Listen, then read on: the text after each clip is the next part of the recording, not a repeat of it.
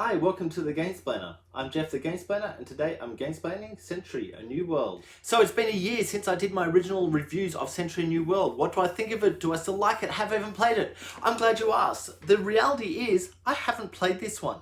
Now, I have played Century games, but this one hasn't gotten back to the table. I have played Century Spice Road, which was the original, the first of the three. I find that playing Century Spice Road is a relatively straightforward game. So if you've got a table with people who haven't played that before, or played any of the Century games before, Spice Road is relatively easy to teach. The other two versions need that basic knowledge to be able to then go, okay, and then you do this, and then you do this, to give an idea of that growth. The problem is that generally, if I'm sitting at the table, I'm usually sitting with people who haven't played any of the Century games before. So Spice Road is the right way to go for them. To get someone to a point where they're able to play New World, you need to really have an idea of the other games. And then within that, there's the ability to go east to west, which is that the build-up of the games, the combinations of the games.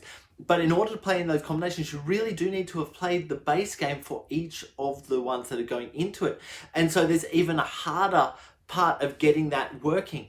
So you're either going to end up with a table of two people who have played some of the games before or all of them, and a couple of people who haven't, and getting them all into the same page is next to impossible. So you end up just playing Spice Road. And I think that this is actually the biggest problem with these games, that we've got all three of them, and I don't mind that they exist. I don't mind having them, and I've played all of them and I've enjoyed all of them.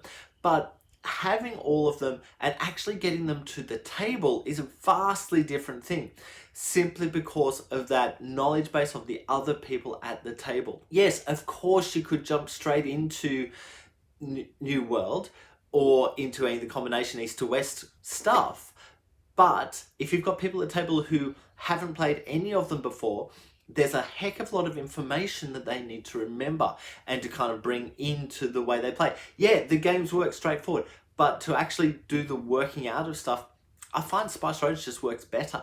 I have enjoyed this game, don't misunderstand me. I do enjoy this game, but it hasn't made it back. So I'm going to leave that there. Please, if you haven't seen Century, A New World before, please go ahead and watch my Gamesplaying Gamesplanation from a year ago to get a feel for it. Or from East to West from a year ago to get a feel for it. They're right after each other in the run of things. If you have any games that you would like to be Gamesplayed, please shoot me an email to thegamesplainer@gmail.com. Follow me on Instagram and Twitter @thegamesplainer to keep up to date with the games that I'm playing. Subscribe to my videos to keep up to date with the games that I'm gamesplaining. And until next time, enjoy gaming.